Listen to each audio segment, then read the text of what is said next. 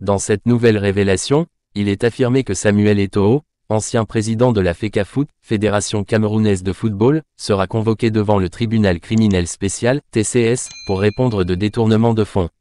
Gilbert Baongla, qui prétend être le premier fils de Paul Biya, actuel président du Cameroun, a déclaré lors d'une interview accordée à For You Media que Samuel Eto'o a été limogé de son poste et sera jugé pour sa gestion des fonds alloués par l'État. Selon Baongla, il est temps pour Samuel Eto'o de rendre des comptes sur la manière dont il a utilisé les ressources financières qui lui ont été confiées. Il estime que ce n'est pas seulement au ministre d'être traduit devant le TCS, mais également aux personnalités telles que Samuel Eto'o, qui a été chargé de la gestion de l'équipe nationale de football du Cameroun. Baongla affirme que le gouvernement camerounais a pris ses responsabilités pour assurer la continuité de la gestion de l'équipe nationale et que Samuel Eto'o n'a plus le profil ni les compétences nécessaires pour occuper ce poste. La famille présidentielle du Cameroun est déjà divisée par des luttes de clans en vue de la succession de Paul Biya, et Baongla est considéré comme un véritable trouble fait au sein de cette famille.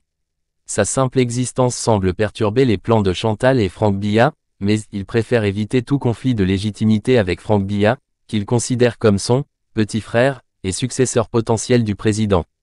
Cette affaire impliquant Samuel Eto'o et les accusations de détournement de fonds dans la gestion de l'équipe nationale de football du Cameroun suscite beaucoup d'attention et de controverses. Elle met en lumière les enjeux de la corruption dans le sport et les rivalités politiques au sein du pays.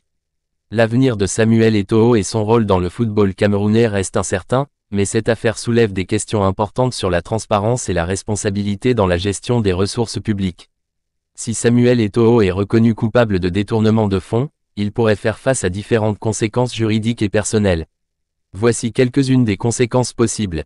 1. Sanction pénale. S'il est déclaré coupable, Samuel Eto'o pourrait être condamné à une peine de prison en fonction de la gravité des accusations et des lois en vigueur dans le pays. Les peines peuvent varier en fonction de la juridiction et des spécificités de l'affaire. 2. Amende et restitution des fonds. Il est possible que le tribunal ordonne à Samuel Eto'o de payer des amendes, qui servent souvent à compenser les pertes subies par l'État ou les parties lésées. Il pourrait également être tenu de restituer les fonds détournés, ce qui pourrait entraîner une importante perte financière pour lui. 3. Réputation et image publique. Une condamnation pour détournement de fonds aurait également un impact significatif sur la réputation et l'image publique de Samuel Eto'o. Il pourrait être perçu comme une personnalité corrompue et cela pourrait affecter sa carrière, ses opportunités d'affaires et son influence dans le domaine sportif.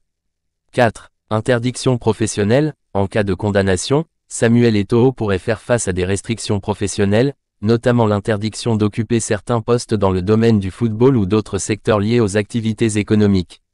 5. Conséquences civiles. Les parties lésées par les détournements de fonds pourraient également intenter des actions en justice civile contre Samuel Eto'o pour obtenir des réparations financières supplémentaires. Cela pourrait entraîner des poursuites et des litiges prolongés. Il est important de noter que ces conséquences sont hypothétiques et dépendent du résultat du procès et des lois spécifiques du pays concerné. Chaque cas est unique et les conséquences peuvent varier en fonction des circonstances particulières de l'affaire et de la décision finale du tribunal. Les peines maximales pour détournement de fonds varient d'un pays à l'autre et dépendent des lois spécifiques en vigueur dans le pays où l'infraction a été commise. Étant donné que Samuel Eto'o est originaire du Cameroun, je peux vous donner un aperçu des peines maximales prévues par la législation camerounaise. Au Cameroun, les peines pour détournement de fonds sont généralement régies par le code pénal. Selon l'article 180 du code pénal camerounais, le détournement de fonds publics est considéré comme une infraction pénale. Les peines maximales prévues pour cette infraction sont les suivantes. 1. Peine d'emprisonnement. Le détournement de fonds publics au Cameroun peut entraîner une peine d'emprisonnement allant jusqu'à 20 ans. La durée précise de la peine dépendra de la gravité de l'infraction, des montants détournés et d'autres circonstances aggravantes. 2. Amende. En plus de la peine d'emprisonnement, le tribunal peut également imposer une amende qui peut aller jusqu'au double du montant détourné. Cette amende vise à compenser les pertes subies par l'État ou les parties lésées.